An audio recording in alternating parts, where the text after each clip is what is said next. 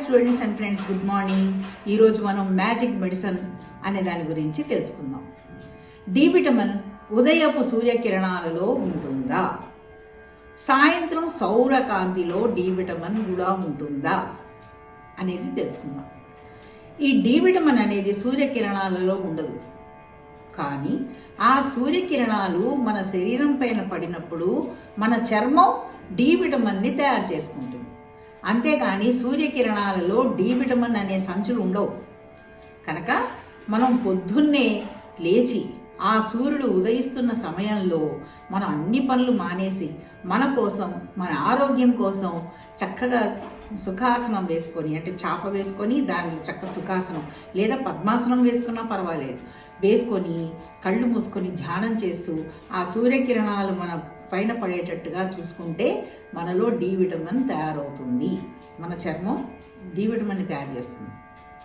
అంతేకాని ఇప్పుడు మధ్యాహ్నం పనులన్నీ అయిపోయిన తర్వాత ఆ ఎండలో కూర్చుంటామంటే కుదరదు. మీరు కూర్చోలేరు కూడా, ఎందుకంటే మనకు ఆ శక్తి లేదు. ఆ ఎండలో మన శరీరం కమిలిపోతుంది, పిగ్మెంటేషన్ వస్తుంది, తర్వాత చర్మంలో మంగు మచ్చలు వస్తాయి, మనం తెల్లగా ఉండేది కాస్త నల్లగా తయారవుతాం. మనం ఎర్రటి ఎండలో కూర్చొని ఎప్పుడు కూడా మనము ఆ సూర్యకిరణాలు అనేవి, ఆ రేసెస్ మంచివి కాదు. సాయంత్రం కూడా ఆ సూర్యుడు అస్తమించే సమయంలో వచ్చే ఎండ కూడా మంచిది. పొద్దున్న సాయంత్రం అంటే ఉదయం ఉదయిస్తున్నప్పుడు, సాయంత్రం అస్తమించేటప్పుడు ఆ సూర్యకిరణాలు మంచివి. ఈ డి విటమిన్ వల్ల ఏమవుతుందంటే మనలో చాలా శక్తి పెరుగుతుంది, ఎముకల పెరుగుదల పెరుగుతుంది. తర్వాత ఈ చర్మ కాంతి కూడా చక్కగా ఉంటుంది. మనం మధ్యాహ్నం అసలు 8-9 నుంచే మొదలవుతుంది మంచి ఎండ. ఆ ఎండలో అస్సలు కూర్చోకూడదు. సూర్యకిరణాలు మంచివి, ఎండ మంచిది అని అస్సలు కూర్చోకూడదు. ఎందుకంటే మనకి ఉపయోగం కన్నా నష్టాలే ఎక్కువగా ఉంటాయి. మన శరీరము తట్టుకోలేదు, మన చర్మం తట్టుకోలేదు. ఇంకా చెప్పాలంటే అసలు చర్మపు క్యాన్సర్లు కూడా వస్తాయని అంటారు డాక్టర్స్. మన శరీరంలో కొలెస్ట్రాల్ సూర్యకాంతి సమక్షంలో కాల్సిఫిరాల్ను తయారు చేస్తుంటాం. ఇది కాలేయం అంటే ఏంటి? లివర్. తర్వాత మూత్రపిండాలు అంటే కిడ్నీస్ ఈ సహకారంతో D3గా మారుతుందన్నమాట ఈ సూర్యకిరణాలు. ఈ D3 వల్లనే కాల్షియం మనలో పెరిగి ఆ ఎముకలు, మనలో ఉన్న బోన్స్ చాలా గట్టి పడతాయి. తర్వాత దానికి సబ్స్టిట్యూట్గా ట్యాబ్లెట్స్ అవి వాడితే అవి శరీరానికి మంచిది కాదు. అంటే రెగ్యులర్గా D3 ఈ కాల్షియం ట్యాబ్లెట్స్ వాడితే కనుక కిడ్నీస్ మీద ఇచ్చేసి కిడ్నీలో స్టోన్స్ వస్తాయి. అందుకనే ఎంతవరకు కాల్షియం కావాలో మన శరీరానికి అంతవరకే.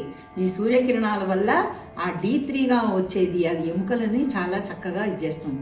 అదే ట్యాబ్లెట్స్ వల్ల మాత్రం అది రోజు విడిచి రోజో లేదా 1 వీక్ ఒకసారో ఆ డి విటమిన్ అనేది మనం తప్పకుండా వేసుకోవాలి ఎముకల పెరుగుదలకి. మా చిన్నప్పుడు మా ఫాదర్ పొద్దున్నే ఉదయమే లేచి ఆయన చక్కగా తల్లిండ్ల స్నానం చేసి, అంటే మగవాళ్ళు రోజు తల్లిండ్ల స్నానం చేస్తారట, ఆడవాళ్ళు వారానికి 2-3 సార్లు చేస్తారు. మా ఫాదర్ రోజు తల్లిండ్ల స్నానం చేసి చక్కగా వీపూది పెట్టుకొని, కుంకుమ పెట్టుకొని, ఆయన వీపూది ఇక్కడ కూడా రాసుకొని చక్కగా ఒక గర్భాసనం వేసుకొని ఆయన సూర్యకిరణాలు వచ్చే సమయానికి హాయిగా సూర్యుడికి అర్ఘ్యం వదిలేవారు. కూర్చొని ఇట్లా అర్ఘ్యం వదులుతూ ఏవో మంత్రాలు చదివేవారు. చక్క సూర్యుడికి నమస్కార ప్రియుడు సూర్యుడు.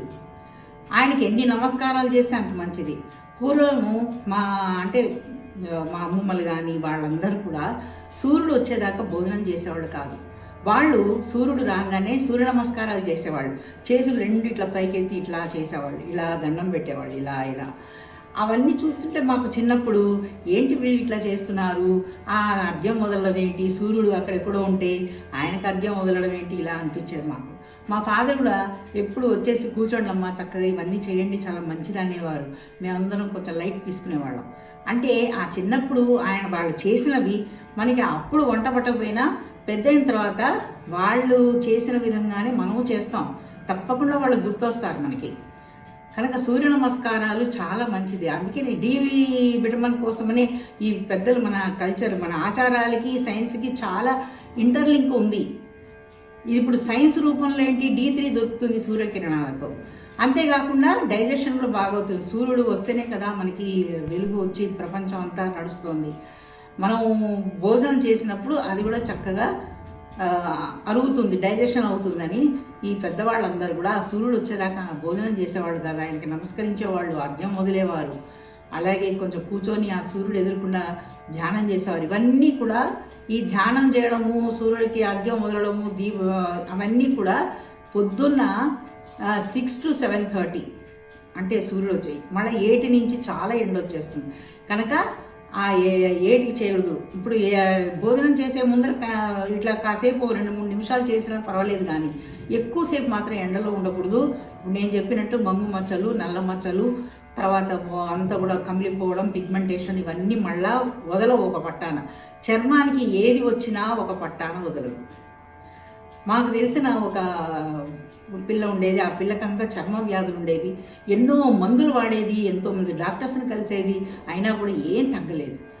ఒక ఆయన ఆయనకి ఎటువంటి ఇది లేదు, ఆయనకి నాలెడ్జ్, కానీ ఆయన చెప్పాట నువ్వుల నూనె, నల్ల నువ్వులు చాలా మంచివిట. నల్ల నువ్వులు గ్రైండ్ చేసి దాన్ని రోజు బాత్రూంలో పెట్టుకొని ఒంటికి నలుగులాగా పెట్టుకుంటే చాలా మంచిది.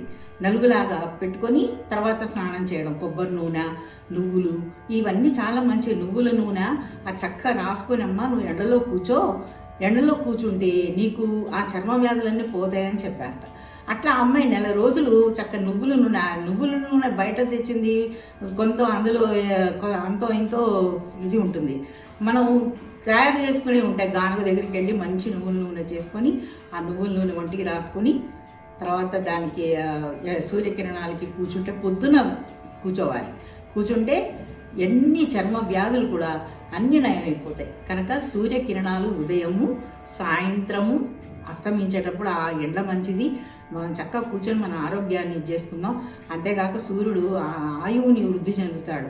ఆరోగ్య ఐశ్వర్యాలు ఇస్తాడంటే ఏంటి దాని అర్థం? మన ఆరోగ్యంగా ఉంటేనే కదా అవంతా సంపద. కనుక మనం అందరం కూడా పొద్దున ఆ 5 నిమిషాలు 4 నిమిషాలు ఆ టైముని మాత్రం ఈ విధంగా కేటాయిస్తే అందరం ఆరోగ్యంగా ఉంటాం.